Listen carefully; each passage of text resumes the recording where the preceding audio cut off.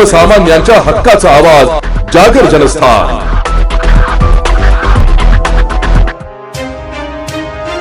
काँग्रेस नेत्या सोनिया गांधी यांनी स्वातंत्र्य दिनाच्या कार्यक्रमात राष्ट्रगीत वंदे मातरमचा अवमान केल्याचा आरोप करत भारतीय जनता युवा मोर्चाच्या धुळे शाखेने काँग्रेस भवनाजवळ तीव्र निषेध आंदोलन केले। 15 ऑगस्ट रोजी ध्वजारोहणानंतर वंदे मातरम सुरू असताना सोनिया गांधी यांनी इतरांशी संवाद साधून राष्ट्रगीताचा अपमान केला असा दावा भारतीय युवा मोर्चाच्या पदाधिकाऱ्यांनी केलाय।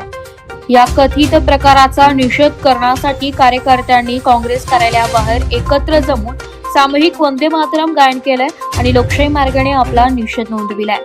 हे कृत्य म्हणजे देशातील 140 कोटी जनता आणि स्वातंत्र्य सैनिकांचा अपमान असल्याचं सांगत आंदोलकांनी सोनिया गांधी यांच्यावर राष्ट्रीय सन्मान अपमान प्रतिबंधक कायदा 1971 अंतर्गत तात्काळ गुन्हा दाखल करण्याची मागणी केली आहे। या कायद्यानुसार दोषी आढळल्यास 3 वर्षांपर्यंत तुरुंगवास आणि दंडाची तरतूद असून त्यानुसार कठोर कारवाई व्हायला हवी असे आंदोलकांचं म्हणणं आहे। प्रशासनाने या प्रकरणाची गंभीर दखल न घेतल्यास संपूर्ण राज्यात तीव्र आंदोलन करण्याचा इशारा भारतीय युवा मोर्चाच्या वतीने देण्यात आलाय। यावेळी महापौर मायादेवी परदेश यांच्यासह भारतीय युवा मोर्चाच्या अनेक पदाधिकारी कार्यकर्ते मोठ्या संख्येने उपस्थित होते। या काँग्रेस पक्षाच्या ज्येष्ठ नेत्या सोनिया गांधी यांनी काल वंदे मातरम या गीताचा अपमान केला आहे। वंदे मातरम हे गीत चालू असताना त्यांनी शिस्तभंग केली आहे, त्यांनी संवाद साधला आहे।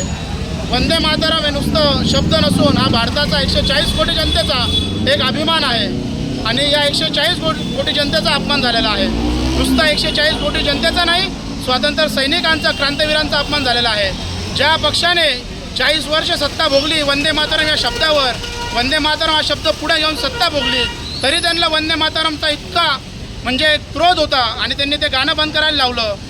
या सोनिया गांधीवर 1971 या कलमानुसार ॲक्ट लागू व्हायला पाहिजे। या ॲक्टमध्ये 3 वर्ष तुरुंगवास आणि दंडात्मक कारवाई आहे। राज्यभरामध्ये आंदोलन याच पद्धतीने चालू करणार आहे आणि होत आहे आणि या सोनिया गांधीवर हा गुन्हा दाखल व्हायलाच पाहिजे, जेणेकरून 140 कोटी जनतेचा अपमान हा परत कोणी करण्याची हिंमत करायला नको।